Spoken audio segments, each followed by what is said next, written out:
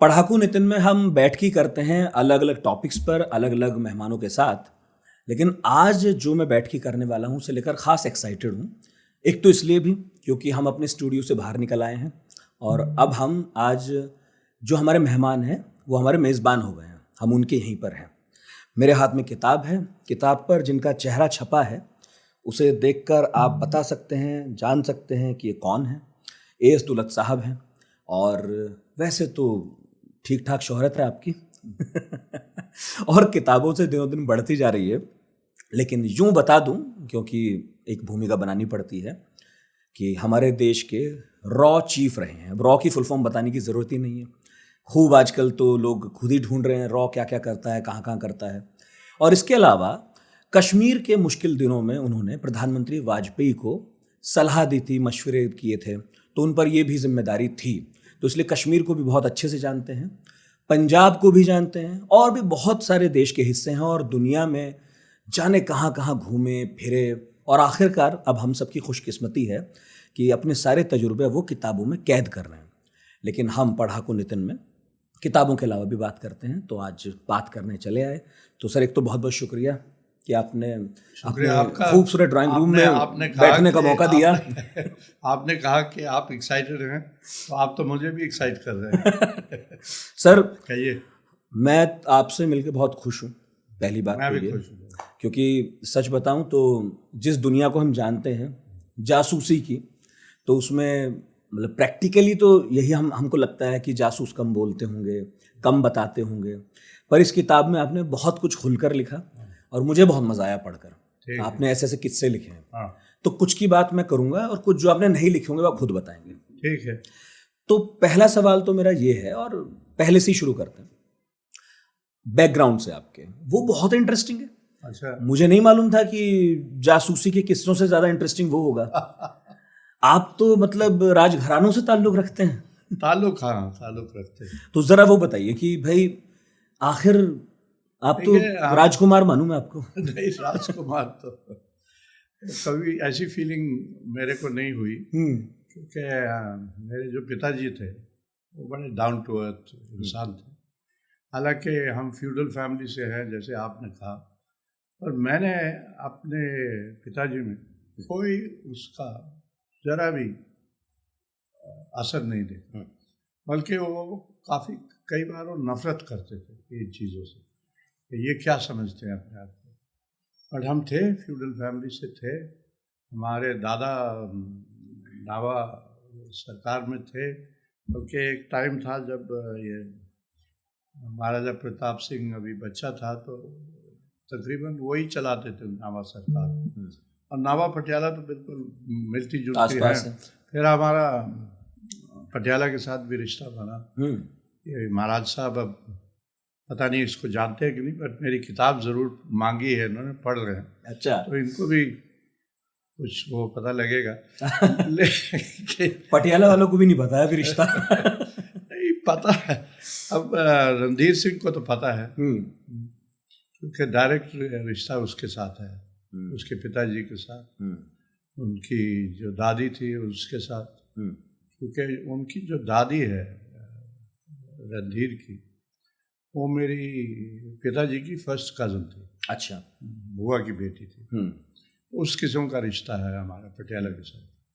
तो अब ससुराल कनेक्शन भी बताएंगे आप? और ससुराल तो ससुराल है। उसको वहाँ तो हर दामाद राजा है। वो तो मैं अपनी बीवी को कई बार ही कहता हूँ, मैंने कहा तू घबराती क्यों है, तू तो प्रिंसेस है, जेन्युइन प्रिंसेस। बिल्कुल। तो इनकी जो मदर थी, जो एक्चुअली महाराजा की बेटी थी, तो उनको तो प्रिवी पर्स भी मिलता था, मुझे याद है, 750 रुपये, काफ़ी साल मिलता रहा। तो ये है फ्यूडल हमारे कनेक्शंस दोनों तरफ से, और ये चीज़ें होती है।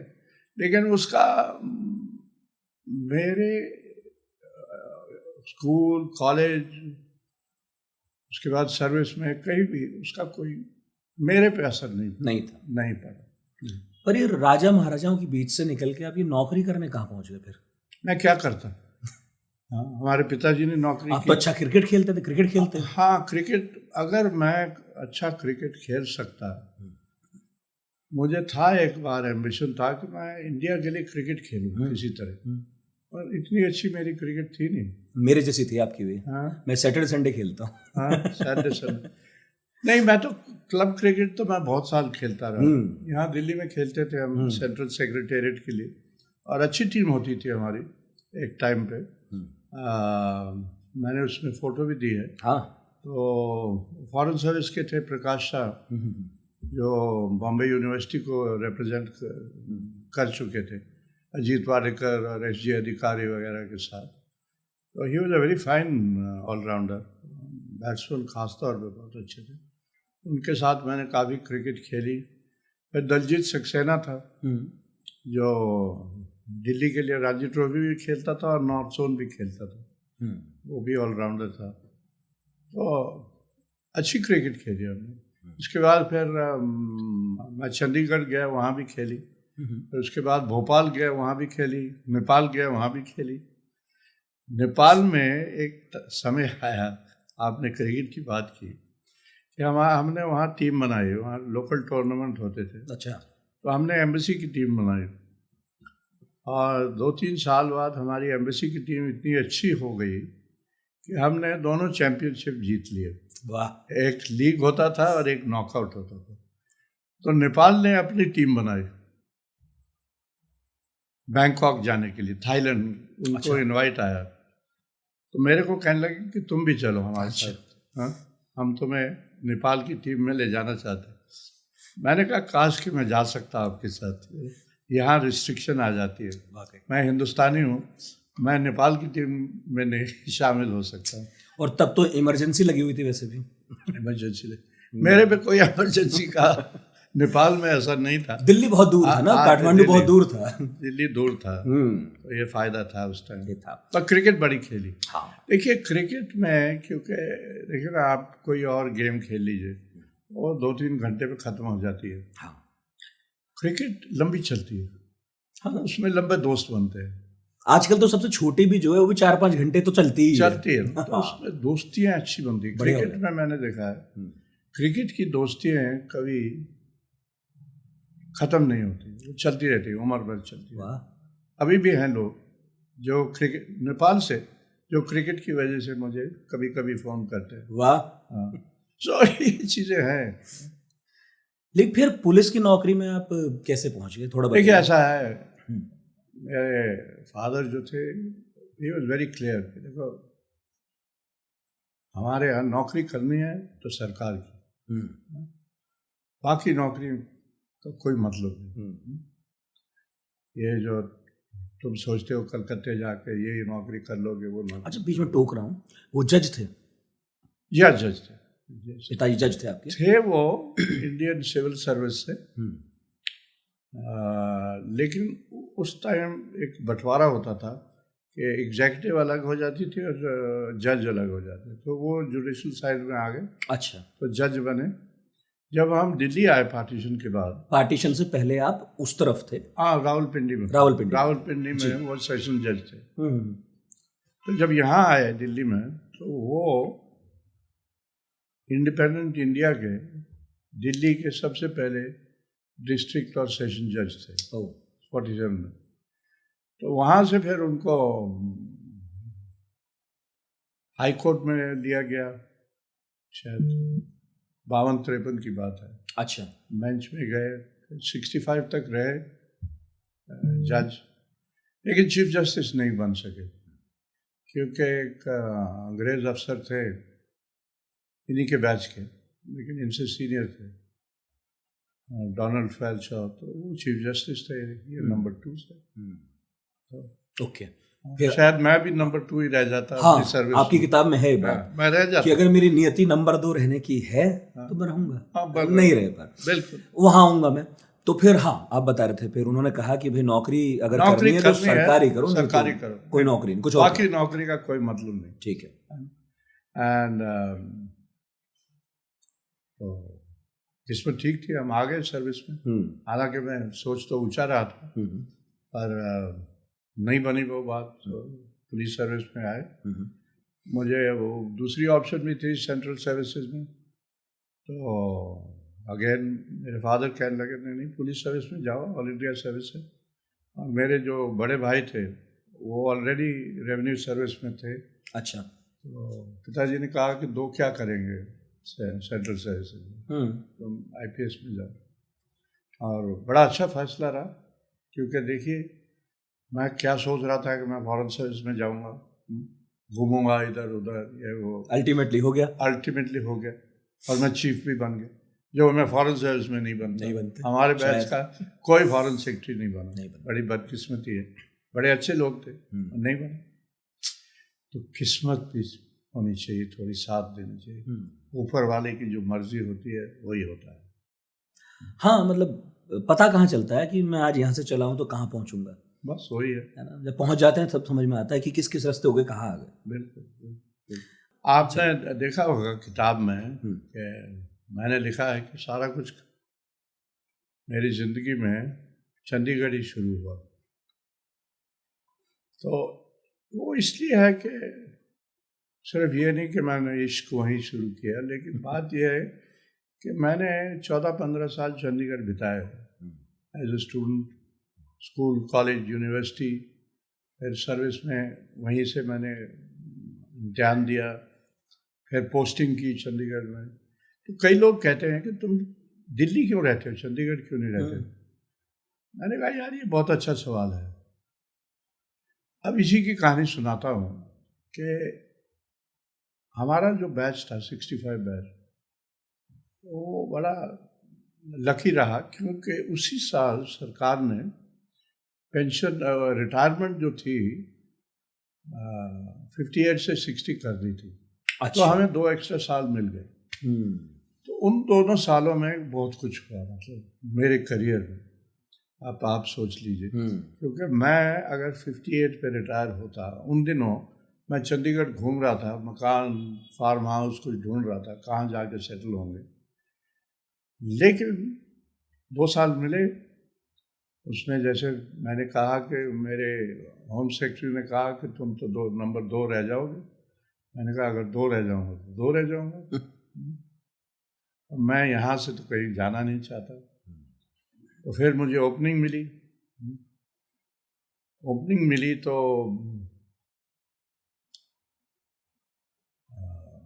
मैं रॉ में चला गया, वहाँ चीफ भी बन गया। तो ये किस्मत की बात है।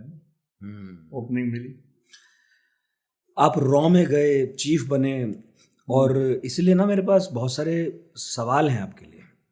हाँ बताइए। एक तो हमारे यहाँ ना व्हाट्सएप ग्रुप है इसका, हाँ, इस पॉडकास्ट का, और टेलीग्राम ग्रुप भी है। तो मैंने वहाँ बताया कि आज की दावत आपके यहाँ है। तो बहुत सारे लोगों ने बहुत सारे सवाल भेजे। गाली तो नहीं देनी शुरू? आपके हिस्से कोई गाली नहीं आई। तो मुझसे कुछ लोगों ने मेरे को लोग कहते हैं, आपको गाली देते हैं वैसे लोग, आपको ऐसा क्यों लगता है?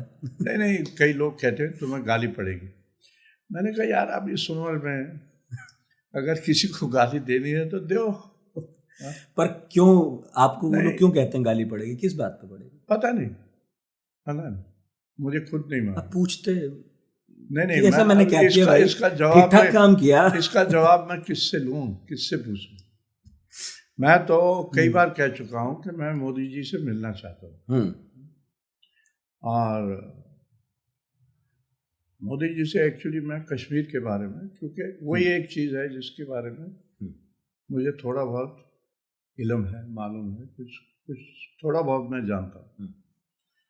तो मैं तो मोदी जी से मिलना चाहता हूँ, अगर उनको कभी 15-20 मिनट हो। मैं कईयों को कहा है, और अभी तक मैं मिल नहीं सका। तो आप यहाँ बता दीजिए ना, क्या पता बात चली जाए। नहीं, मैं तो बता रहा हूँ। हाँ, मैं तो मोदी जी से मिलना चाहता हूँ। कहेंगे क्या? अब ये तो उनके और उन्हीं कहेंगे ना। हाँ, ये आपको थोड़ी बताऊंगा। हाँ ठीक है, लेकिन अभी जो चल रहा है, जो कुछ कश्मीर को लेकर, चलिए कर लेता हूँ बात। वही मैं बताना चाहता हूँ कि कश्मीर में बड़ा सीधा रास्ता है। अच्छा। मेरी सोच बहुत गलत, टेढ़ी,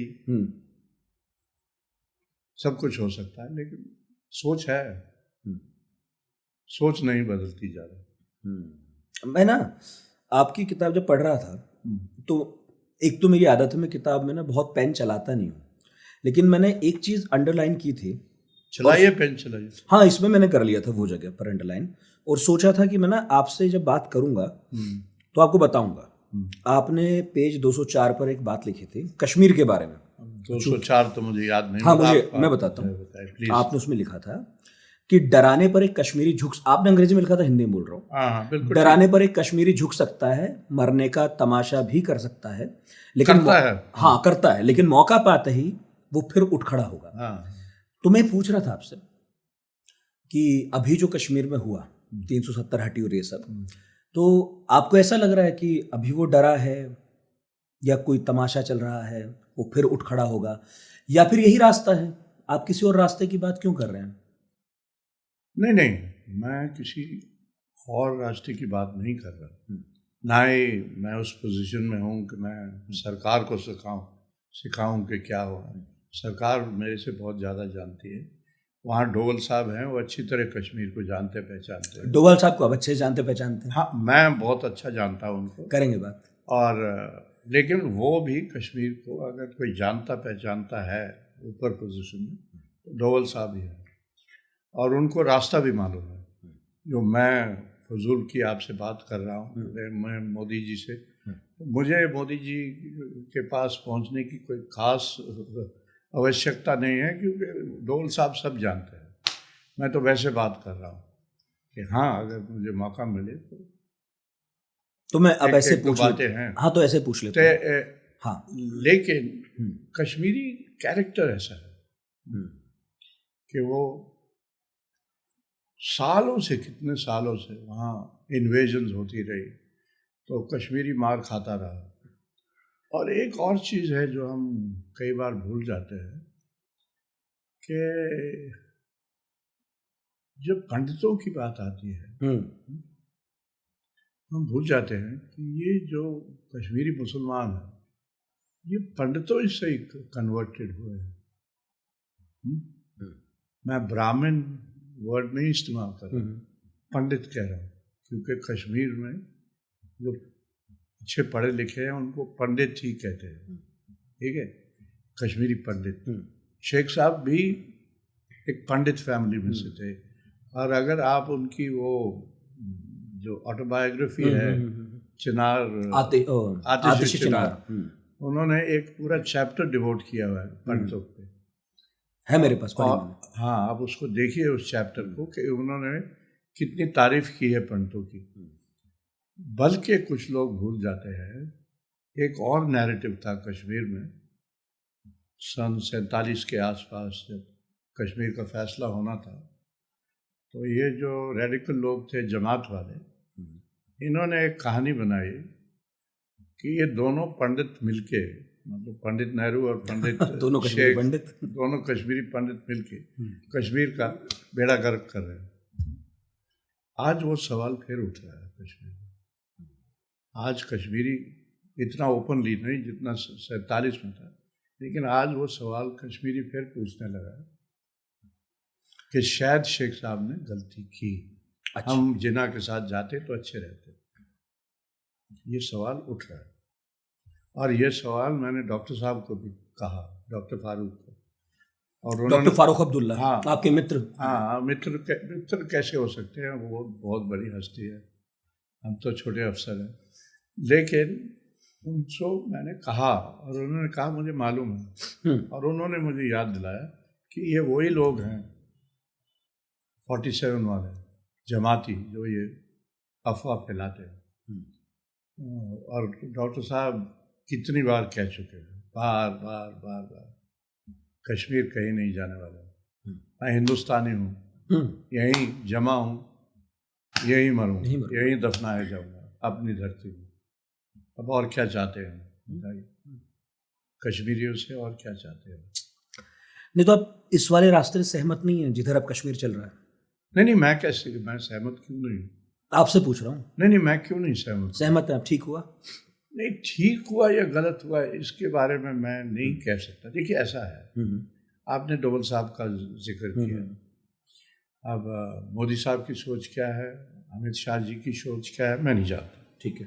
मुलाकात नहीं हुई, मौका नहीं मिला।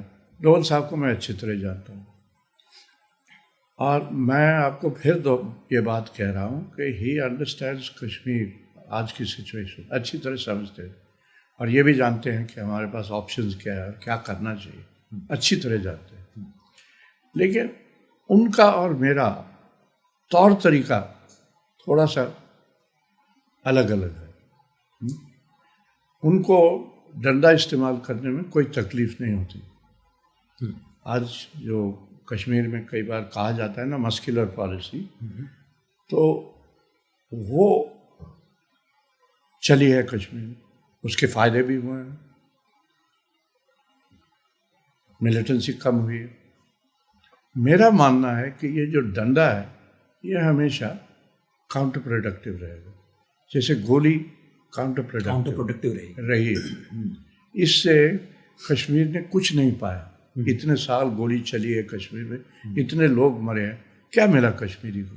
आज़ादी मिली, पाकिस्तान मिला, अब तो हिंदुस्तान में नहीं मिलता। क्या मिला? कश्मीर तो बर्बाद हुआ इस गोली से।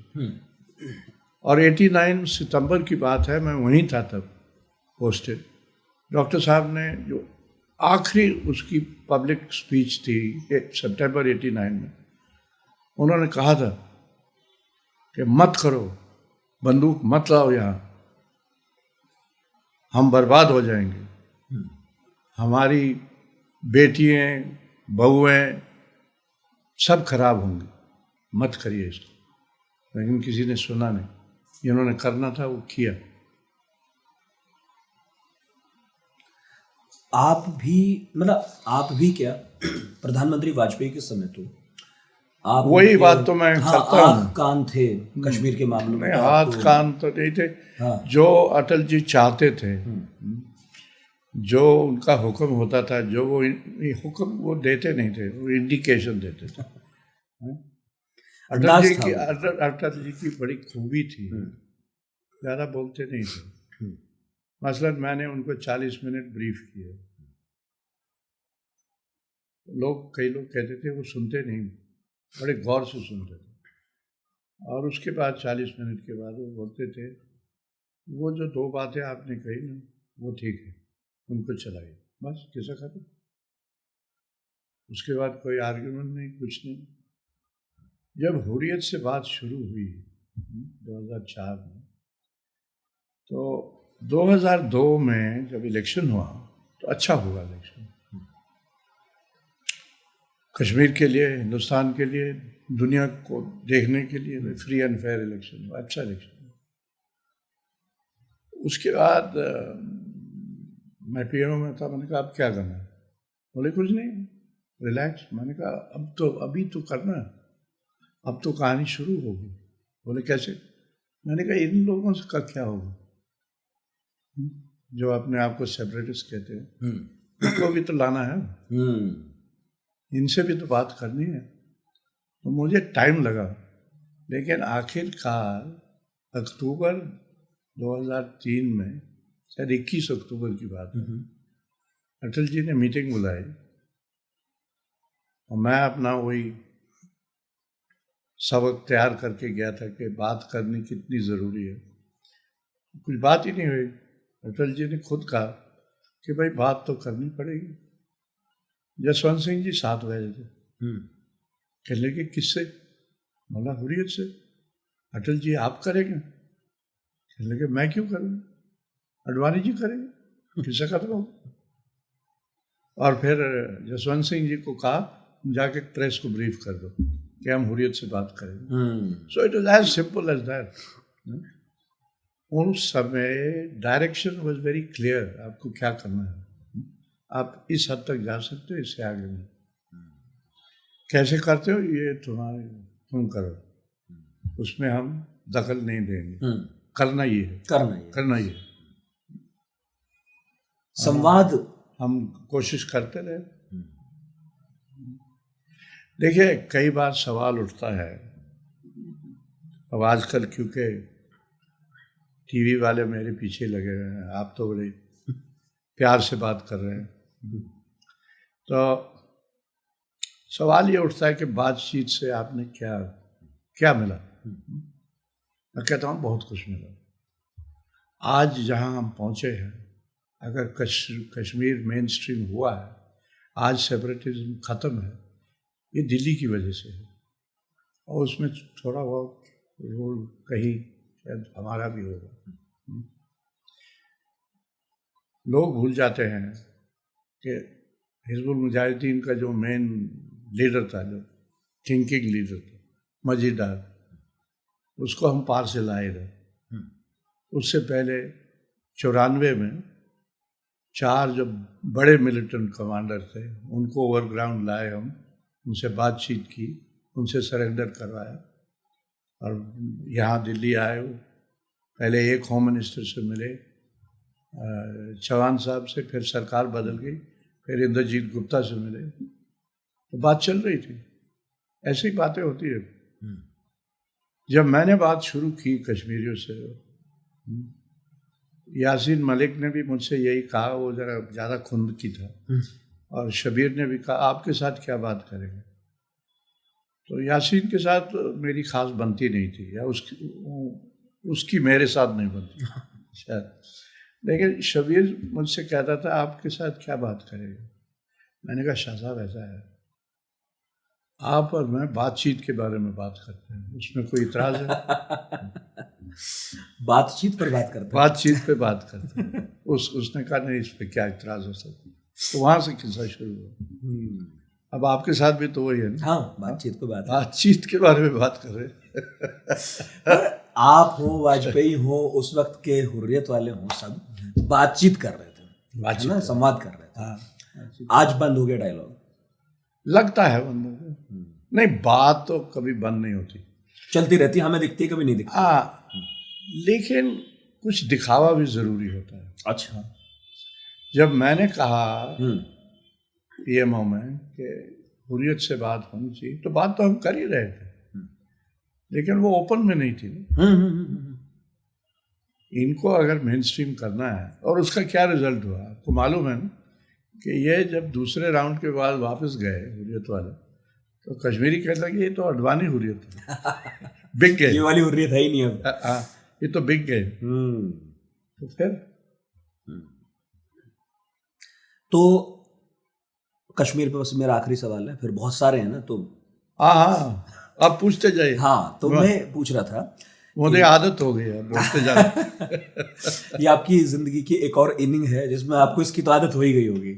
करो सवाल, पूछिए, करिए सवाल। ये जो कश्मीर का, देखिए, जब कोई हंस के सवाल करता है, तो मैं भी हंस के ही बोलता हूँ, मजा आता है बातचीत। हाँ, हंसते हंसते तो बहुत मुश्किलें आसान हो जाती है। तो ये जो, और आप मेरे से कहलवा भी ज्यादा जाएंगे। अच्छा, हंसते हंसते आपने सूत्र दे दिया, ठीक है सर, चाबी दे दी। तो मैं पूछ रहा था कि हमें तो लगता है कश्मीर थोड़ा टेंस है आजकल, तो आपको लगता है कि अब स्थायी समाधान हो जाएगा, देर सवेर अब हो जाएगा, या फिर खराब हुआ है, हमें सामान्य करना पड़ेगा, ऐसा कुछ? नहीं, देखिए, बातचीत कभी बंद नहीं होनी चाहिए, और मैं फिर कह रहा हूँ कि बातचीत जरूर होती होगी, लेकिन कश्मीर की और कश्मीरियों की तसल्ली नहीं होती जब तक दिल्ली खुल के ना बोले। आप समझ गए? और मेरे को जब पीएमओ में लाया गया, तो कश्मीरियों ने कहा, जो मुझे नहीं भी जानते थे, वो मेरे पास आने लगे, क्योंकि वो कहने लगे कि अब तो प्राइम मिनिस्टर के दफ्तर में कोई है जो हमारे साथ बात कर रहा है। आप समझते? तो प्राइम मिनिस्टर का जो दफ्तर है, उसको कश्मीरी समझता है कि बस वही है ultimate authority government of India में। अब वो अथॉरिटी जो है, वो थोड़ी डाइल्यूट हो चुकी है। डोवल साहब NSA तो हैं, तो कभी कश्मीर जाते हैं, कभी नहीं जाते, टाइम नहीं मिलता, क्योंकि उनको दुनिया भर घूमना। तो कश्मीर के लिए एक अगर अफसर हो डेजिग्नेटेड, तो उसके मैं समझता हूँ फायदे हैं। ये शायद अमित शाह जी को भी सोचना चाहिए। इतने अफसर हैं IB में, किसी को लगा दें कि तुम्हें कुछ नहीं करना, सिर्फ कश्मीर को संभालिए, और डायरेक्शन आपने देनी है। क्या करना है। हाँ अब यहाँ कई बार बोलते हैं हमारे होम मिनिस्टर साहब खास तौर पे कि हमने तीनों खानदान खत्म करने हैं। तो अगर यही एजेंडा है तो उसी काम पे किसी को लगा दीजिए। ठीक है। एक हमारे मित्र हैं और उनका कश्मीर पर काफ़ी काम है, आपके ऐसा कुछ कुछ काम रहा उनका? जी जी। तो एक दो लोगों ने कहा कि मैं पूछूं कि कुछ कानून जो है पीएसए जैसे, वो आवाम का भरोसा जीतने के बजाय इनके शोषण का माध्यम नहीं बन गए जम्मू कश्मीर में? क्या नहीं बन गया? मतलब वो कानून आवाम का भरोसा जीतने के बजाय उनके शोषण का माध्यम नहीं बन गए हैं? बन गया। पर एक चीज़ हमें नहीं भूलनी चाहिए कि पीएसए ये अब्दुल्ला फैमिली ने ही शुरू किया था कश्मीर में। अच्छा। हाँ, क्योंकि इससे क्या है कि किसी को भी आप पकड़ के बंद कर दीजिए ऑपोजिशन, तो पॉलिटिकल इस्तेमाल बहुत है। वही है, वही है। तो इसमें इस सरकार का कोई वो नहीं है, हाँ ब्लेम, बिल्कुल, क्योंकि हम इनके वो कई चीज़ों के लिए ब्लेम कर सकते हैं, पर पीएसए के लिए इनका तो नहीं। हाँ नहीं है। एक बात बताइए दुल्ला साहब, वैसे तो कई लोगों ने पूछा कि हमें बताएंगे वो कि रॉ में कैसे भर्ती हुआ जाए, पर मैं उससे थोड़ा आगे का सवाल पूछता हूँ, ट्रेनिंग में क्या सिखाते हैं? रॉ में तो मैंने ट्रेनिंग ली नहीं, ठीक है, क्योंकि मैं सीनियर लेवल पे गया। बिल्कुल, आप तो हाँ, लेकिन आईबी में मैंने ट्रेनिंग ली, तो मैं समझता हूँ तकरीबन एक जैसी है। रॉ की जरा ज़्यादा कॉम्प्लिकेटेड है, क्योंकि बाहर काम करना पड़ता है। हाँ, ज़्यादा खुफिया है, लेकिन उसमें यही है कि भाई ये महकमा क्या है, उनको क्या करना है, क्या क्या चीज़ें करनी पड़ेगी, किस तरह की चीज़ें करनी पड़ेगी, वही सिखाते हैं। नहीं तो हमें तो नहीं पता, हम तो फिल्मों में देखते हैं, हमें लगा आज आप हाथ आए तो आपसे पूछूंगा। वही जो फिल्मों में देखते हैं, जो फिल्मों में देखते हैं नहीं, आपके मुंह से सुन, वो जरा एग्जैजरेटेड होता है। जैसे मैंने कहा कहीं कि ये जो जेम्स बॉन्ड दिखाते हैं ना, ये असल में ऐसे लोग होते नहीं। हमारे डोल साहब की बड़ी लेजेंड है, इन्होंने बड़े काम किए, बड़े बड़े किए भी हैं, लेकिन जेम्स बॉन्ड जो है ना वो बहुत एग्जैजरेटेड चीज़ है। अच्छा, वैसे आपको कोई थे जो 007 बुलाते थे? हाँ, आपको भी तो कोई थे जो 007 बुलाते थे? हाँ, राजेश पायलट साहब बुलाते थे। उनका मेरा बड़ा अच्छा रिश्ता था, खास रिश्ता था, पता नहीं क्या वजह थी। वो तो मेरे होम मिनिस्टर भी थे। हाँ। और राजेश जी मुझे कहा करते थे, एक आपको हंसी की बात सुनाऊं, कि ये जो हमारा प्राइम मिनिस्टर है, उन्होंने नरसिम्हा राव प्राइम मिनिस्टर, हाँ, राव साहब, कहने लगे ये इतना बदमाश है, that was his exact word, कि मैं जब मिलने जाता हूँ तो मुझे कहते हैं कम वेलकम माय होम मिनिस्टर, और जब मैं होम मिनिस्ट्री में वापस आता हूँ, कि मिनिस्टर ऑफ स्टेट थे ना, हाँ, कहते हैं कि वो चौहान साहब को कहते हैं इसको रगड़ो। बड़े वाले मिनिस्टर को ऐसे रगड़ो। तो कहने लगे ये इतना होशियार है। और तकरीबन यही बात एक बार ज्ञानी जी ने मुझसे कही। मैं ज्ञानी जी को मिलने गया, हमारे बेटे की शादी थी। अच्छा। तो मैं इनविटेशन लेके थोड़ी मिठाई लेके गया। तब क्या थे, सीएम? नहीं, वो तो प्रेसिडेंट से भी रिटायर हो चुके। हाँ, अच्छा। यहाँ सर्कुलर रोड पे रहते थे, मैं वहाँ मिलने। और ज्ञानी जी को हमेशा यही वहम था कि ये कोई खबर लेके आया। तो ऐसी देखने की आदत पड़ गई थी। हाँ, उनको खबर की आदत पड़ गई थी, क्योंकि होम मिनिस्टर रहे थे और पंजाब में चीफ मिनिस्टर रहे, तो आदत पड़ जाती है कई पोजीशन में। कोई खबर लाया, मेरे को कहने लगे क्या खबर लाया? मैंने कहा सर मैं तो मिठाई लाया आपको, और आपसे खबर लेनी है मुझे। खबर तो वो भी थी पर तो मैंने उनको कहा कि खबर ये है कि आजकल प्रधानमंत्री पंजाब के बारे में आपसे ही राय मशवरा करते हैं, आप ही है अब 30 मार का। बोले यार है तो सही, है तो सही, लेकिन ये प्राइम मिनिस्टर लुच्चा बड़ा है। अरे अब देखिए, लुच्चा इज अ पंजाबी वर्ड हाँ, जिसका I don't know what is the what. कुछ लोग ऐसे बोलते हैं कि लुच्चा ना लोचन से आया है, हाँ। और आंखों से ज्यादा देखते हैं, तो जो ज्यादा देखता है, ज्यादा देखा दाखी करता है, उसको कहते हैं लुच्चा। लुच्चा। अब पता नहीं सच। मैं तो उसका मतलब वही समझता हूँ कि क्राफ्टी है। वो कहने लगे कि मेरे को बुलाता तो है, पूछता तो है, लेकिन लुच्चा बना। तो द टू स्टोरीज टैली है। इसमें कई बड़े बड़े नाम आए हैं इस किताब में। बड़े बड़े, हाँ, मजा आया मुझे पढ़ के। बड़े बड़े कि लंबे? अरे बड़े बड़े, लंबे लंबे, और विदेशी भी मुझे बहुत अच्छे लगे उनके किस्से। एक दो आपसे सुनूंगा, लेकिन ये बताइए कि ट्रेनिंग की बात तो आप गोल कर गए, कौन सी ये भी ट्रेनिंग का हिस्सा है क्या? हाँ कि जो कहना वही कहना है, हाँ, वो तो है। ज्यादा सुनना है। तो देखिए, हाँ, अब आपने एक बड़ी इंटरेस्टिंग बात कही। मैं तो इस महकमे में मतलब मैंने 30 और 35 साल इस चीज़ में बिताए। अगर मैं पीएमओ का भी ले लूँ 3.5 साल, तो 35 साल से ज़्यादा ही है। तो इसमें सबसे इम्पोर्टेंट ट्रेनिंग यही है कि दूसरों की बात सुनिए, ज़्यादा भूलिए मत। उससे दूसरे को सहारा मिलता है। वो कहता है कोई सुन रहा है हमारी बात, और इससे आपको खबर या इतला भी ज़्यादा मिलती है कि कैसे वो सोच रहे हैं। सो सुनना बड़ा ज़रूरी है। यहाँ मत कीजिए। You must be a good listener. बिल्कुल। अगर ट्रेनिंग की बात आप कह रहे हैं, हाँ, you must learn to listen देखिए मैं एंड लिसन एंड एम्पथाइज। बिल्कुल, मैंने तो ली नहीं ट्रेनिंग, लेकिन मुझे पता चल गया था। हाँ, आप तो उस्ताद हैं। मैंने पकड़ लिया था। नहीं, आपने ये तो training मुझे पकड़ा ही हुआ है। अच्छा, ये बताइए, आपने भी लिखा है इसमें, जी।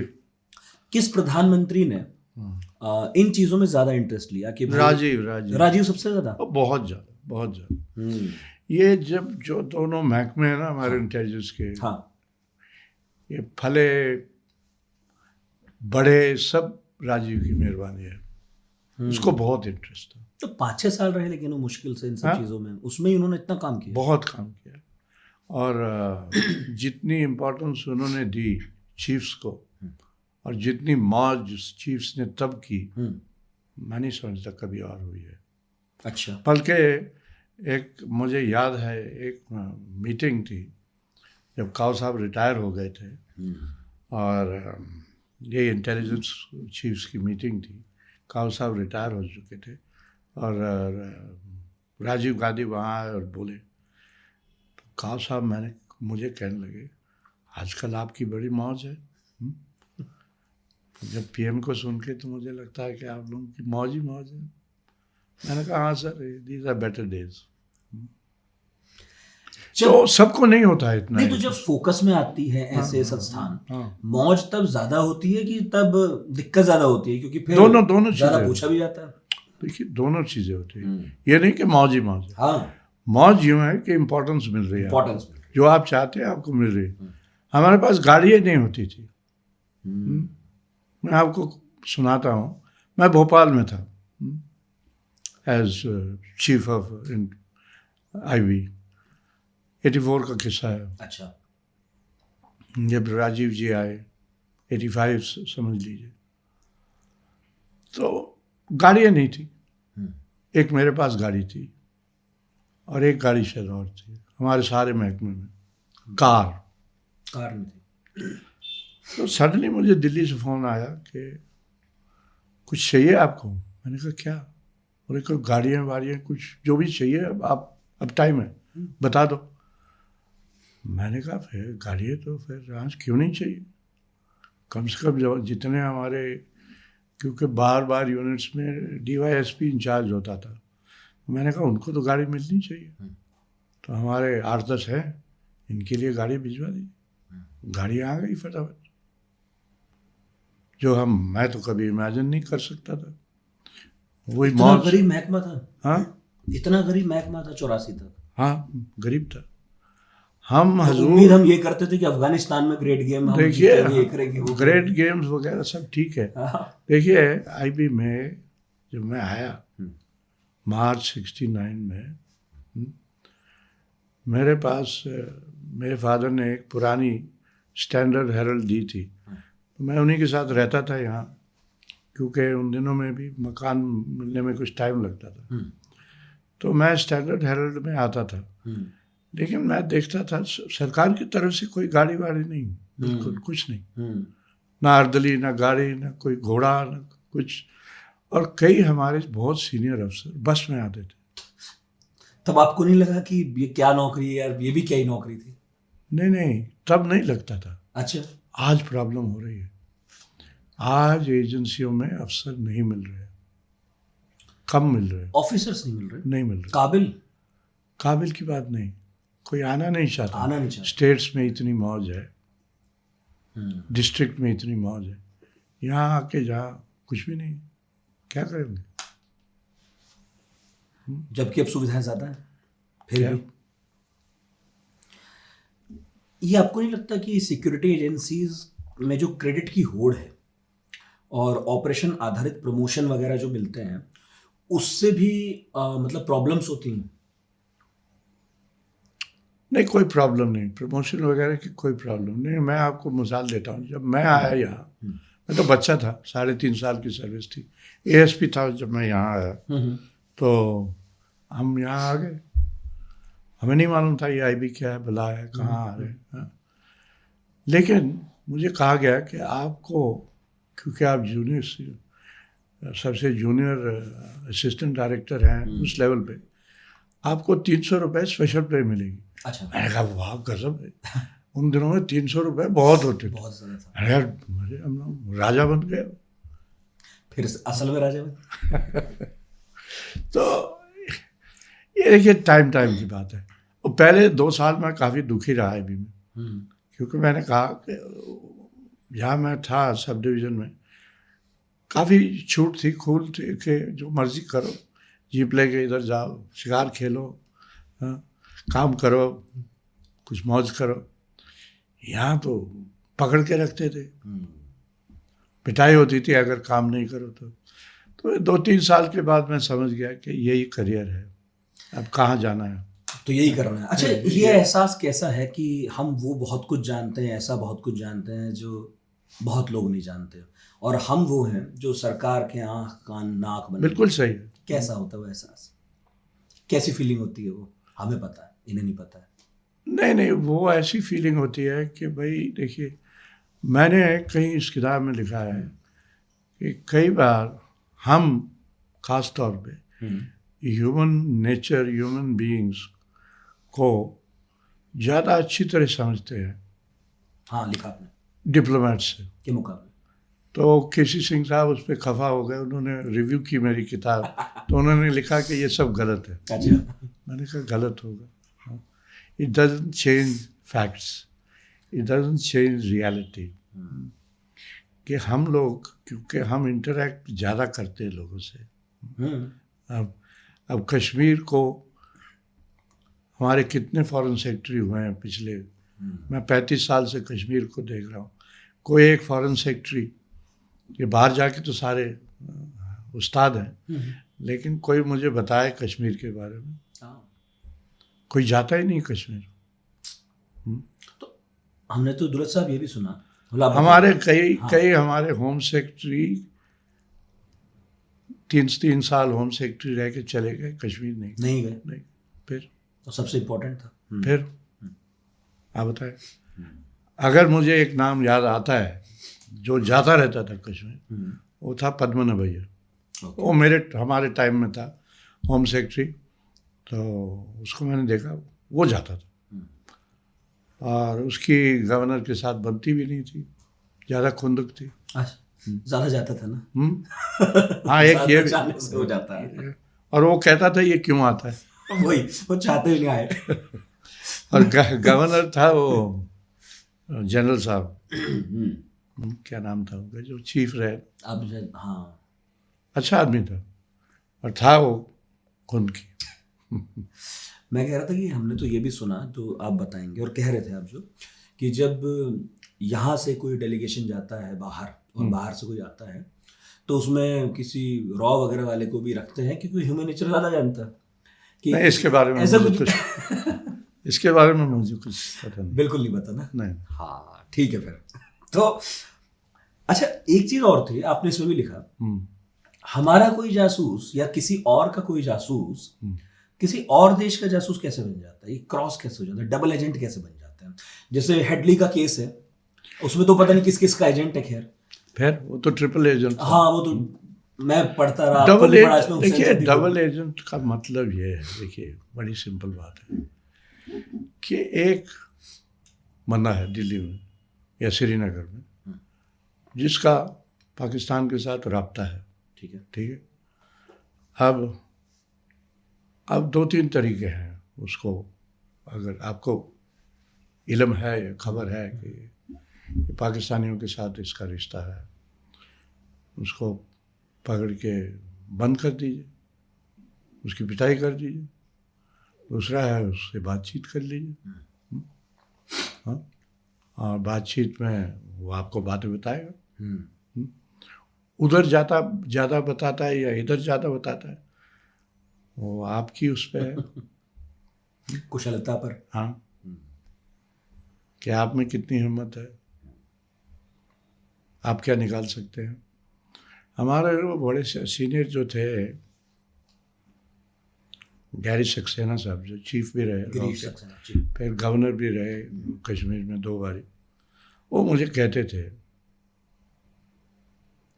कि double agents are the best agents, सबसे अच्छी खबर वही देते हैं, और सही कहते थे। लेकिन हम घबराते हैं, पाकिस्तान के नाम से घबराते हैं। अरे बाबा, पाकिस्तान छोटा सा मुल्क है, क्या करेगा पाकिस्तान? पाकिस्तान कहता है कश्मीर हमारा कोर इशू है, मैंने बैठो ना, करते हैं कश्मीर पे बात, वो भाग जाता। हम कश्मीर के नाम से डरते हैं। अरे बाबा, एक्सप्लेनेशन तो उनको देनी है ना कि तुम यहाँ दखल अंदाजी कर क्यों रहे हो, तुम्हारा मतलब क्या है, ये तो हिंदुस्तान है, भागो। पर उसके लिए बातचीत ज़रूरी है, रिश्ता बनाना ज़रूरी है। मैं बार एक ही बात कह रहा हूँ, आप तंग आ जाएंगे कि बातचीत से ही बात निकलती है। बातचीत कश्मीर में होनी चाहिए, पाकिस्तान से होनी चाहिए, और चीन से भी होनी चाहिए। ये तो वैसे भी जो आप कह रहे हैं गांधी का रास्ता है।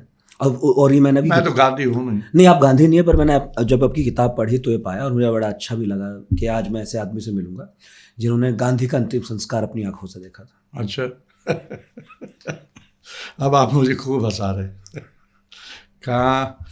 कहाँ गांधी जी और कहाँ मैं। मैं तो एक बेवकूफ़ सा लगता हूँ अपने आप को भी। मैं समझ गया सर, ट्रेनिंग का हिस्सा। चलिए, ट्रेनिंग का हिस्सा मान लीजिए। तो और मैं, हाँ, एक और किसी ने कहा कि भैया बताइए, आपके पास सवाल तो बहुत सारे हैं, मैं तो कम पूछ रहा हूँ आपसे भी। कम ही ठीक है। हाँ, पता नहीं क्या क्या पूछेंगे। ना बस यही सब आपके लिए बड़े आसान है। नहीं, बोलिए। तो इसमें, हाँ, मैं I am enjoying my self. हाँ, बोलिए। देखिए, जब हम हंस लेते हैं ना, कई लोग हैं उनको हंसने में तकलीफ होती है। आपने देखा है? देखे, नाम नहीं लूंगा। नहीं, नाम थोड़ी, मैं नाम ले रहा हूँ। देखिए, आप नहीं ले रहे। कभी नहीं, बट हैं कुछ लोग, हाँ हैं, नहीं हंसते, बड़े नहीं हंसते। हाँ, नहीं हंसते। मैंने कहा हंसते नहीं हो तो करते क्या हो फिर? हमारे सामने नहीं हंसते। अगर आपने इश्क नहीं किया तो क्या किया फिर जिंदगी में? क्या करते रहे? खैर, इस मामले में आपकी कोई बराबरी नहीं। आपने नहीं, राजकुमारी से किया, बराबरी। आपने तो राजकुमारी से किया, और ठीक ठाक स्ट्रगल भी किया फिर शादी के लिए भी। भाई आपकी तरफ से तो नहीं, वो ठीक है। हाँ, और वो एक ही इश्क नहीं था। अरे आपको एक बात बताओ, बड़ी मजेदार। एक हमारे दोस्त हैं, जर्नलिस्ट, चंडीगढ़ में, उनका फोन आया मुझे, वो किताब पढ़ रहा था, कहता यार तू, वो पंजाबी में बोल रहा था, मैं पंजाबी नहीं बोलूँगा, तुमने एक और लड़की के बारे में भी लिखा है, हाँ? मैंने कहा हाँ। कहता है एक और भी थी। मैंने कहा हाँ बिल्कुल थी। तो उसका नाम, मैं क्या नाम थोड़ी बताऊंगा। नाम ना बताने की तो ट्रेनिंग है। वो भी नहीं बताऊंगा। मेरे घर में तो नहीं, उसके घर में पिटाई होगी। हाँ ये तो है। कई बार जरूरी है नहीं बताए नाम, किस्सा बता देना चाहिए। किससे बता? ये हनी ट्रैप में ही फंस जाते हैं जासूस, अब भी होता है, पहले फंसते थे हमने सुना। हाँ, एक क्रूर तरीका है, बट करते हैं इस्तेमाल। पाकिस्तान करता है, हमारे कुछ लोग फंसे हैं वहाँ। अच्छा। एक फौजी था, वो मेरे ख्याल हमारा नेवल अटैची था, वो फंसा था। उसमें कितना हनी था और कितना ट्रैप था मुझे पता नहीं, मालूम नहीं, और बेचारा परेशान था। और ये वाले किस्से जो हैं कि हम कुछ जासूसों को उधर या उधर के इधर भेजते हैं, किसके घर? जैसे जासूसों को एक देश दूसरे देश में भेजता ही है, लेकिन उनकी पहचान वगैरह सब गुप्त रखी जाती है, और भाई उन्हें उनका ड्यू भी नहीं मिलता, कई बार फंस जाते हैं, मारे जाते हैं। हाँ। बड़ी दर्दनाक स्टोरीज थी, मतलब कितनी जगह छपती हैं। ये वाले काम भी करने पड़ते हैं क्या जो मैंने कहा? हाँ, ये तो काम है ही ना, ये तो बेसिक काम है। बहुत कठिन होता होगा लेकिन। हाँ, कठिन तो है, कठिन है, और इसमें लोनलीनेस भी बड़ी आती है। हाँ, इंसान को। तो आप, जब मैं आईबी में था, रॉ में तो खैर ज़्यादा मुश्किल है ये चीज़। जब मैं आईबी में था तो 2-3 साल के बाद मैंने सोचा भाई ये तो कैसे चलेगा, ज़िंदगी को कंपार्टमेंटलाइज करना पड़ेगा कि दफ्तर का काम दफ्तर में छोड़ाओ, घर आओ तो घर का काम करो, नहीं तो जीना मुश्किल है। हाँ? अगर आप वही यहाँ ले आए तो आपका तो बेटा घर खो गया, घर का फिर। और हमारे धंधे में बहुत प्रेशर भी पड़ता है। कई बार मैं जब सोचता हूँ कि मैंने तो सब कुछ देख लिया, मैंने तो बन गया चीफ वीफ और ये, लेकिन उस दौरान शायद मैंने बच्चों को निगलेक्ट किया, क्योंकि मैं ऐसा फंसा रहा इन चीज़ों में कि घर की बातें जब मेरी नज़र में आती हुई थी तो मेरे पास टाइम ही नहीं था। ये बड़ी मुश्किल चीज़ें हैं, और इसका फिर और कहना बड़ा मुश्किल है, बट है, मुश्किल चीज़ें हैं। नहीं, और मैं ये भी सोचता हूँ कि आप लोग जैसे जिस तरह का काम करते हैं, मतलब ठीक है देश के लिए ही करते हैं, और हमारे जैसे लोगों के लिए किया कि भाई अपना देश सुरक्षित रहे, लेकिन कितनी कहानियां ऐसी होती होंगी जो आपके दिल पर भारी पड़ती होंगी, लेकिन आप कह भी नहीं सकते, घर पे भी नहीं बता सकते, बाहर भी नहीं कह सकते। नहीं, कैसे बियर ऐसा है। इसमें मैंने किताब में भी लिखा है कि I have been very fortunate कि मेरी बीवी ने कभी भी तुम क्या कर रहे हो कभी नहीं पूछा, और तुम्हारी तरक्की होगी, प्रमोशन कब होगा, कभी नहीं पूछा। उसका और हमारा यही था कि भाई मौज कैसे करेंगे, सिनेमा देखने कब चलेंगे, बच्चों का क्या हाल है। फोन बज नहीं आता था बीच में? हाँ, आपका तो ऐसा काम है कि 24 घंटे फोन बजते होंगे, मतलब तब नहीं थे। पिछली किताब में मैंने लिखा था इसको, फोन की कहानी सुनाता हूँ। हाँ, उन दिनों में कश्मीर की किताब में मैंने लिखा है। क्या होता था, जब मैं कश्मीर से ताल्लुक़ शुरू हुआ और फिर थोड़ा बढ़ा, तो ये कश्मीरी फ़ोन करते थे। ये थी नहीं ये चीज़ें, मोबाइल नहीं, तो घंटी बढ़ती थी घर में। और हम छोटे से वो D2 फ्लैट में रहते थे, 2 कमरे वालों में, तो वो फ़ोन मेरी बीवी और मेरे बीच में रहता था। अच्छा। तो आमतौर पे वो उठाती थी, तो वहाँ से वो बोलता था कि बोल देना बड़ा भाई बोल रहा है, कोई कहता था मैं छोटा भाई बोल रहा हूँ। तो इन कोर्स ऑफ टाइम ये आवाज़ें पहचानने लगी मेरी बीवी। मुझे कहती थी कि उसका फ़ोन है, सुन लो।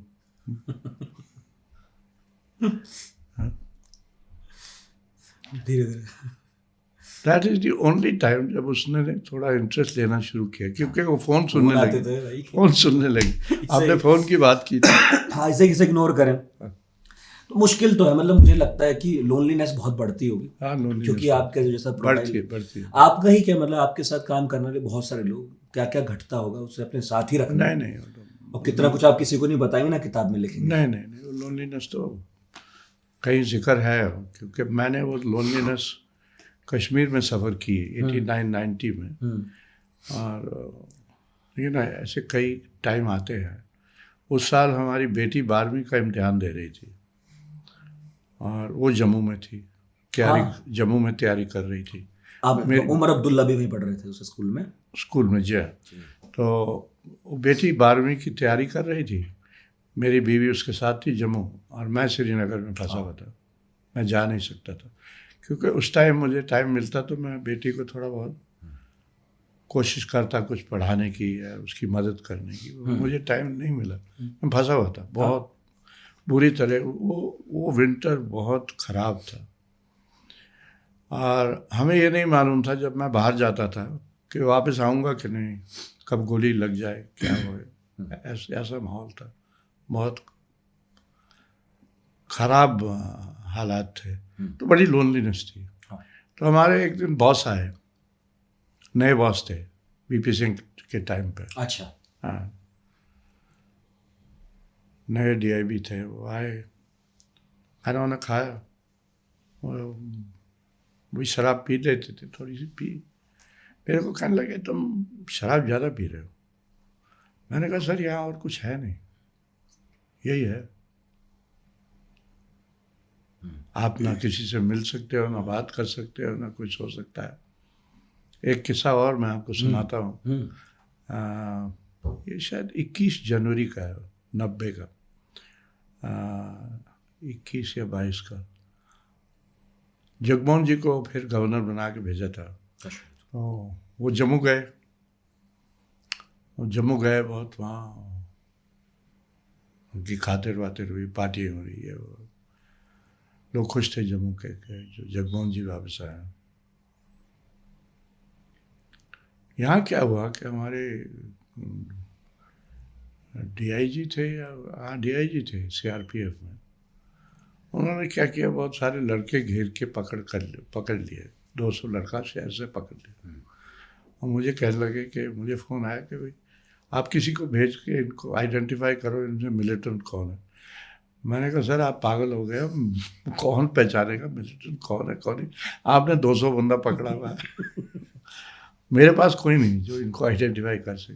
खैर वो तो किस्सा निकल गया। उसका बड़ा रिएक्शन हुआ सिटी में। तो एक दिन मेरा एक कुलीग था जो लॉ में था उन दिनों, वो दूर रहता था बरजुला में, उसके घर गया हुआ था। और लोग, शहर पे के लोग, हम खाना खा के हटे ही थे, मेरे ख्याल 9:30 बजे होंगे, सारे लोग सड़कों पे आ गए। और ऐसे लगे कि अगर ये लोग इसके घर के अंदर आ जाए तो हम तो पिट गए, तो मारेंगे, हमें छोड़ेंगे नहीं। फॉर्चुनेटली उसके घर के अंदर नहीं आए, बट मैं वहाँ से घर वापस नहीं जा सका। और मेरे कुलीग ने वहाँ से फ़ोन किया कि आप कहाँ हैं। मैंने कहा मैं बरजुला में हूँ। बोला वापस मत आना, शहर में बहुत बुरा हाल है, मस्जिदों में लोग चिल्ला रहे हैं और ये हो रहा है वो हो रहा है, सड़कों पे आ गई सारा श्रीनगर। तो हमने फिर एक फ़ौज का कॉलम बुलाया। उन दिनों एक ब्रिगेडियर लखेरा साहब होते थे, उन्होंने कॉलम मंगवाए और वो फ़ौज का कॉलम हमें एस्कॉर्ट करके घर छोड़ा उसने। ये हाल था। परिवार की चिंता भी बहुत रहती होगी। बहुत बहुत। एक दिन, इसमें शायद नहीं है, उस दूसरी किताब में, फ्राइडे का दिन था, बर्फ़ पड़नी शुरू हुई।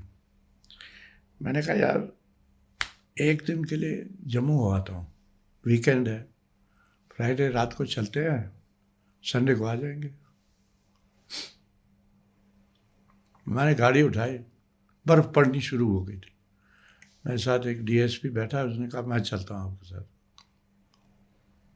हम गए, सारा रास्ता जहाँ पहाड़ी है पटनी टॉप तक बर्फ़ पड़ती रही। मेरे ख्याल हम 6 बजे चले होंगे, 2 बजे या करीब मैं जम्मू पहुँचा। तो जब घर गया तो मेरी बीवी मेरे इंतज़ार कर रही थी। तो उसने जब दरवाज़ा खोला उन्होंने कहा I have some bad news for you. मैंने कहा अब क्या हो गया? तुम्हारा एक और अफसर मारा गया।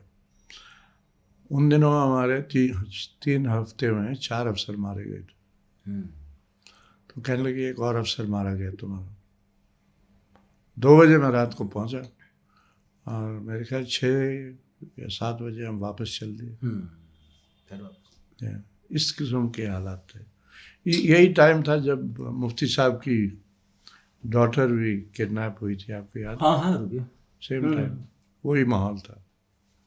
हाँ तो आपने बड़े मुश्किल हाल तो देखी, लेकिन कुछ किस्से नहीं मैं हाँ मुश्किल हाल तो सभी देखते हैं, लेकिन मैं लोनलीनेस की बात कर रहा हूँ। हाँ वो तो है। कई किस्से कई होते हैं सब और सबने सब जेम्स बॉन्ड की तरह जासूस थोड़ी होता है, सब इतना कलरफुल है। सो अगर मैंने देखे तो डोवल साहब ने मेरे से ज़्यादा ही देखे होंगे। आपने किए वैसे एडवेंचर जैसे उन्होंने किए?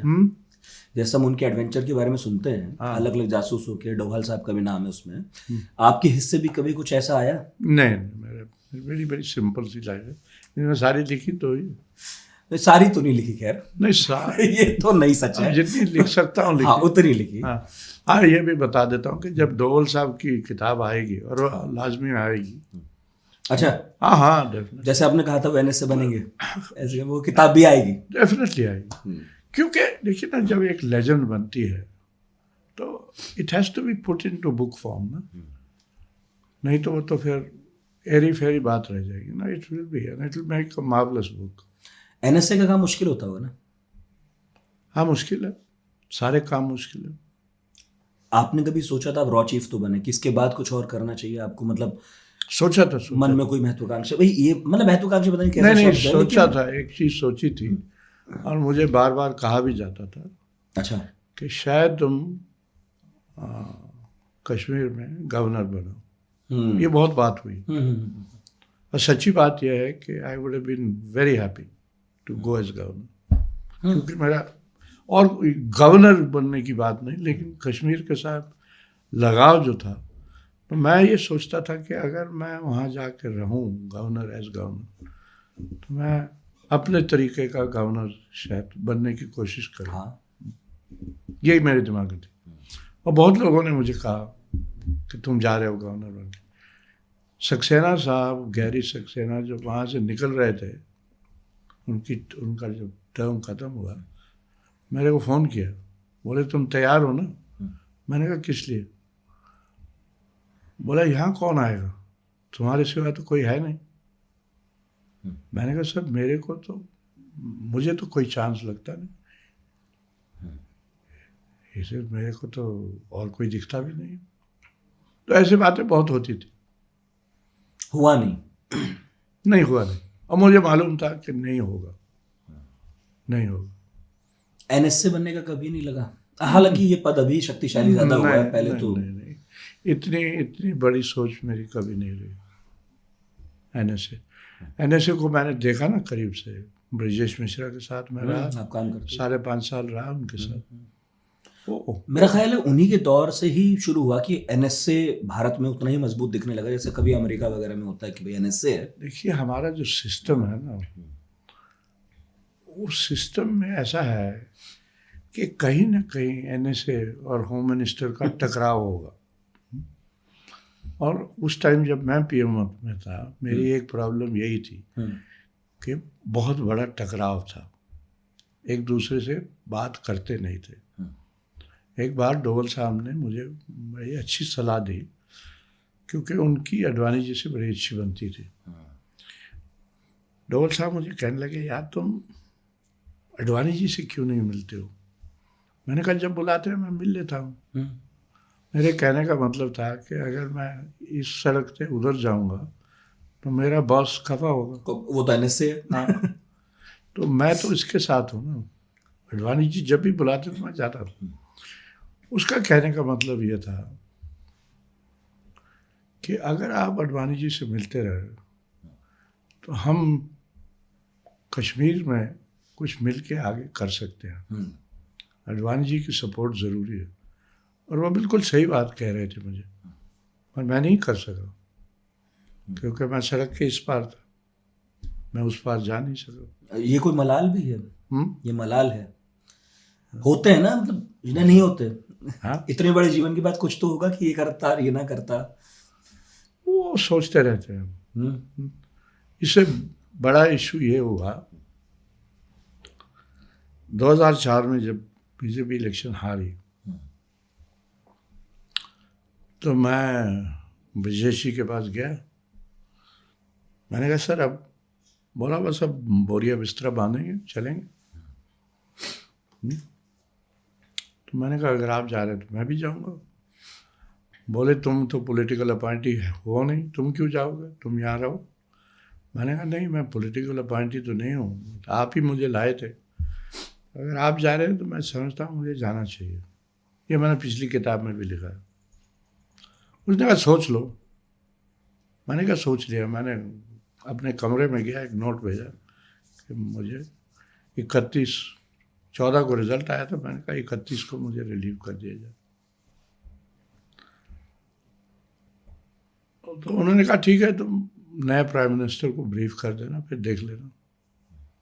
अब मैं बैठा अपने कमरे में इंतजार कर रहा हूँ सोनिया गांधी की। सब सोच रहे थे कि अब आए डॉक्टर मनमोहन सिंह। तो फिर मैं उनको ही घर गया ब्रीफ करने। काफ़ी अच्छी बात है। Doctor Manmohan Singh has always been very kind to me. मुझे जानते थे। तो उनका कहने का मतलब था तुम कहाँ जा रहे हो।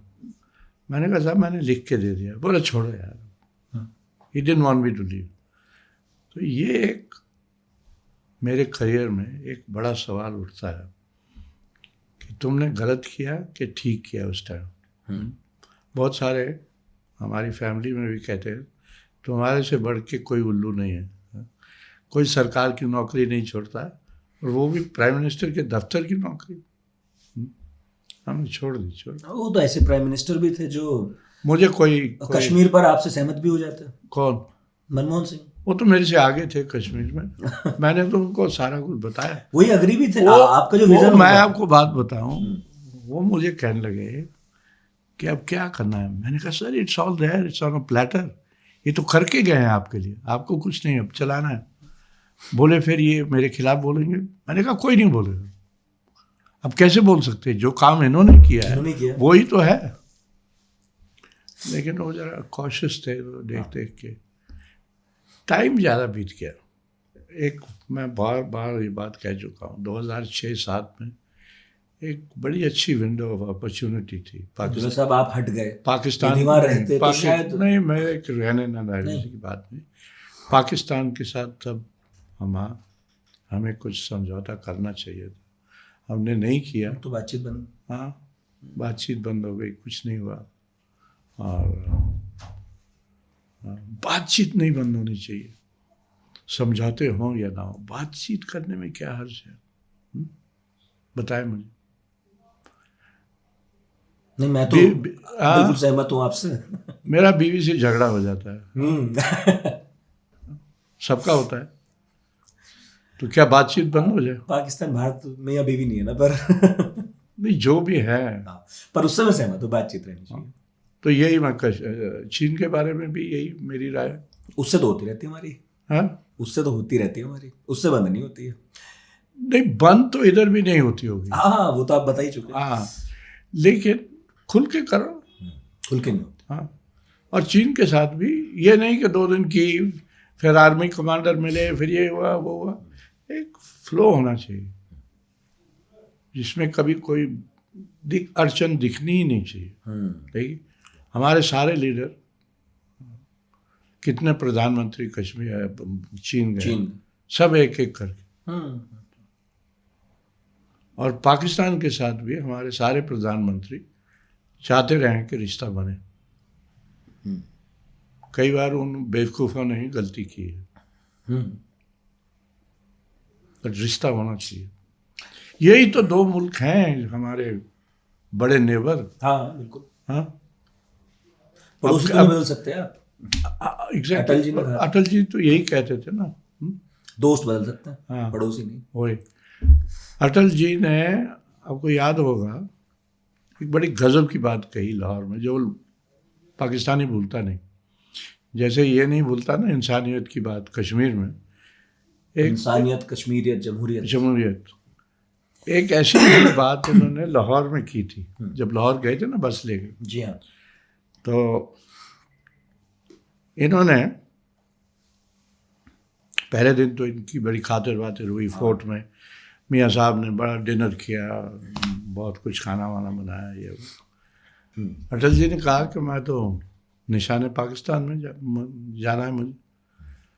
तो पाकिस्तानी मुझे कहते हैं, वहाँ का जो डीआईजी था लाहौर का, उसको मैं जानता हूँ, अब हमारी मुलाकात हुई है कई जगह, वो कहता है हम घबरा गए, मियाँ घबरा गया, मतलब प्राइम मिनिस्टर, कि अटल जी वहाँ किस क्या करने जाएंगे और वहाँ जाके क्या बोलेंगे।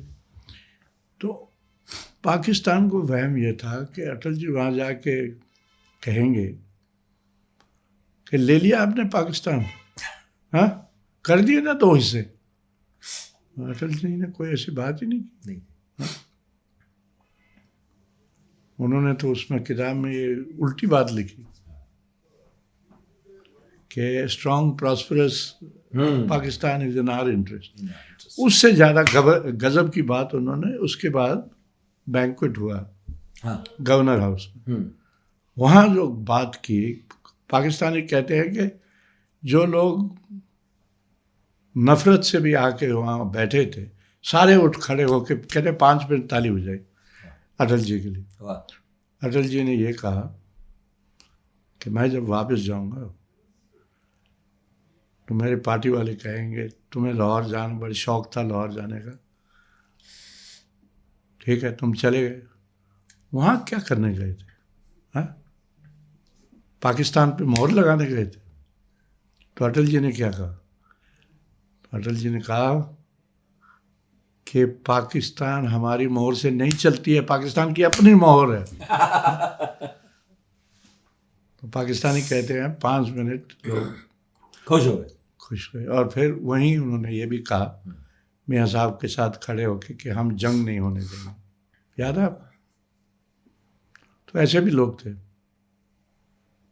लेकिन चाहने से क्या ही होता है। पर देखिए अटल जी के बारे में, क्योंकि मैंने उनको एज फॉरेन मिनिस्टर भी देखा, मैं काठमांडू में था जब वो आए थे, 2 बार आए। अच्छा। एक एज फॉरेन मिनिस्टर, एक प्राइम मिनिस्टर मोरारजी के साथ। हाँ, तब फॉरेन मिनिस्टर ही तो थे जब मोरारजी के साथ आए थे। उससे पहले इंडिपेंडेंटली भी आए थे अलग से। हाँ। तो मैं वहीं था। तो जब मैंने इस फॉरेन मिनिस्टर को देखा, ये तो गजब का इंसान है, क्या बोलते थे, है ना। तो जब प्राइम मिनिस्टर बने और जब मैं इनके साथ लगा, मैंने कहा काश के वो जो मैंने देखा था फॉरेन मिनिस्टर, वो प्राइम मिनिस्टर बना होता तो क्या गजब होता हिंदुस्तान में। अगर मोरारजी ना होता और अटल बिहारी वाजपेयी होता प्रधानमंत्री, तब मैं इसमें मोरारजी की कोई बुराई नहीं कर रहा हूँ, मैं तो सिर्फ जो मैंने देखा था उसकी बात कर रहा हूँ। क्या शख्सियत थी। जब वो बने फिर जरा स्लो हो गए थे, कॉशियस हो गए थे। जब इंसान, समीकरण भी तो बहुत होते हैं। हाँ, वो प्रधानमंत्री की अपनी ड्यूटी है, विदेश मंत्री की तो अलग है बात अलग ज़रूर है। मैं नहीं कहता कि वो इतना नशा रहता है प्राइम मिनिस्टर, बट एक उम्र का भी तकाजा होता है। वो भी है। वो एक और चीज़ थी जो मैंने देखी, और जब मैं उनके साथ रहा तो मैंने और चीज़ देखी, बट इंसान गजब का था। आपने तो बहुत प्रधानमंत्री देखे, मार्गरेट थैचर भी देखी। वो हमारी प्रधानमंत्री तो नहीं थी, हमारी तो नहीं थी। हाँ। लेकिन आपकी नौकरी का वो हिस्सा बहुत दिलचस्प तो है, जब आपका काम ही हो गया था कि चलो भाई आओ भगत में मैं भी लगूंगा। वो एक्चुअली हमारे लिए, क्योंकि जूनियर अफसर थे तब कंपैरेटिवली, अच्छा था, मजे का टाइम। आपका जिम्मा ये था कि जो विदेशी मेहमान राज किए यहाँ पर आए तो उनकी सुरक्षा का ध्यान आप रखें, कोई दिक्कत परेशानी ना हो। और उसमें बहुत बड़े बड़े लोग हैं इस किताब में, तो बड़े अच्छे अच्छे किस्से हैं। हाँ, सबसे पहले शायद वो यासिर अराफात आया यासिर था, अराफात। बड़ा इंटरेस्टिंग आदमी था। वो जैसे जफ्फी मार के जैसे वो अरब जफ्फी होती है ना, हाँ। एक बार, दो बार, तीन हाँ। बार, और वो गले, मुझे, फिर इधर गले, फिर इधर गले। और उसके यहाँ होल्स्टर पिस्तौल में रहती थी। बड़ा पिस्तौल भी था। मैंने कहा यार ये तो अपना सिक्योरिटी अफसर है। इधर चाहिए कोई। और ये तो उनके लिए Unique स्पेशल आदमी। अरेंजमेंट था कि वो पिस्तौल रख सकते हैं और पिस्तौल रख के घूम सकते हैं। अरेंजमेंट ये नहीं होता, कभी नहीं होता है। ये तो एक बहुत बड़ी एक्सेप्शन की थी मिसेस गांधी ने, हाँ। इंदिरा जी ने।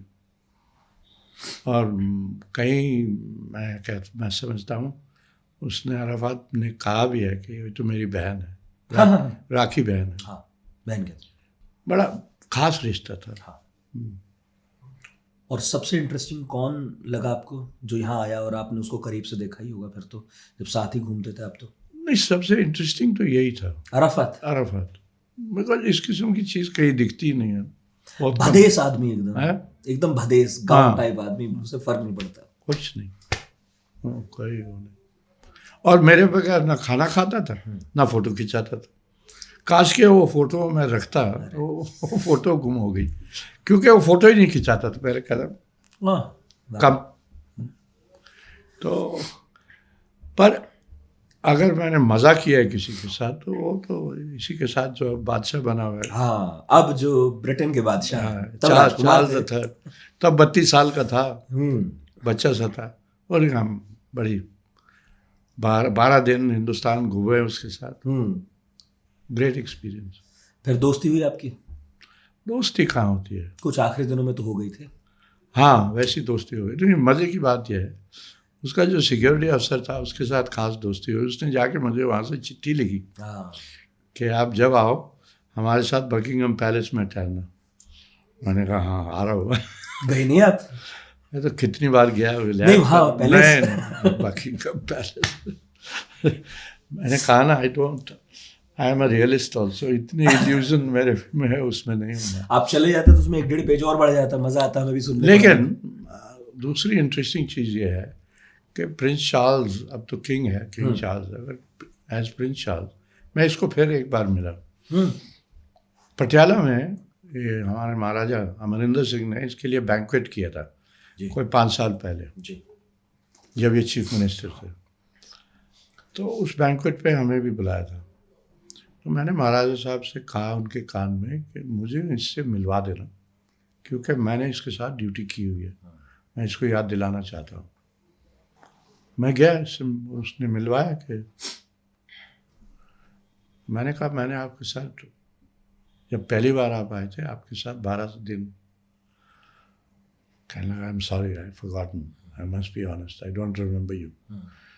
तो मैंने कहा उसका क्या हाल है जॉन मैक्लीन का?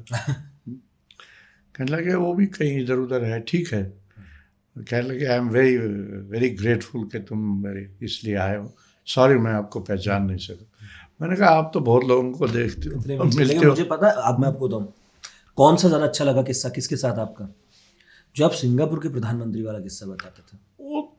वो भी गजब का आदमी थे। तो भाई देखिए, ये सारे बड़े यूनिक आदमी थे। हाँ, वो बात नहीं करता था। हाँ, और वो फिटनेस फ्रीक था, रोज भागता था। बोले ऐसा कौन होता है जो अपने जॉगिंग के चक्कर में ऐसे सब छोड़ देगा, मीटिंग देख लो यार अपना। मैंने उसको कहा, मैंने कहा sir there is a banquet है और प्रधानमंत्री। कहने लगे आई एक्सक्यूज माई सर। तो मैंने वो लड़कों, उसके साथ वो बच्चे से थे, वेरी यंग, उनको फैमिली की तरह रखते थे। मैंने कहा क्या चक्कर क्या करना? बोला भागेगा ये, तुम भागोगे? मैंने कहा मुझे क्या चट्टी पड़ी, तुम भागो, मैं देखूंगा, वहाँ बैठता हूँ कुर्सी लेके। और जिस दिन बारिश हो रही थी भाग नहीं पाए थे। हाँ, उस दिन ये सुबह इसको मैंने छोड़ा, काठमांडू जा रहा था, शाम को इसको वापस आना था। तो मैंने, और संडे का दिन था, मैंने कहा सारा संडे ही खराब हो गया, ये आएगा फिर भागेगा। लेकिन उस दिन बड़ी बारिश हुई। मैंने कहा चलो आज बच जाएंगे। तो मैं इसको लेने गया एयरपोर्ट से। तो कहने लगा I am told there has been heavy rain. I said yes sir, today the ground is quite slippery. He said it doesn't matter, I go and swim. भागूंगा नहीं तो तैरूंगा। मैंने कहा लो फंसे। उधर से निकले, इधर फंस गए। फिर आप पूल के पास बैठ के उसे देखते रहे कि अब निकले। और वो अपने 20 लेंथ कर रहा है इधर से उधर, उधर से इधर। अशोका होटल के पूल में। और जो भागने की बात थी ना, जॉगिंग की, मैंने लड़कों से पूछा, मैंने कहा कहाँ भागेगा यार, यहाँ तो जगह भी नहीं। हाँ। बोला और हमने देख लिया टेनिस कोर्ट के इर्द गिर्द भागेंगे, वहाँ जगह। उनकी यही ड्यूटी होगी कि देख लें कि शाम को भागेंगे कहाँ। कहाँ भागे, बिल्कुल। Very interesting man, very good man. But और उसकी बीवी बहुत प्यारी थी। जितनी ये कम बात करता था उतनी वो she used to make up. She was the family person. और हालांकि वो मैंने सुना था कि सिंगापुर में सबसे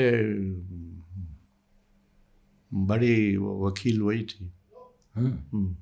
लेकिन घर भर वही संभालती थी, वही संभाल, बच्चों को भी यही संभालती थी। ये जो सिक्योरिटी वाले थे, ये तो बिल्कुल जैसे अपने बच्चे हों वैसे रखते थे।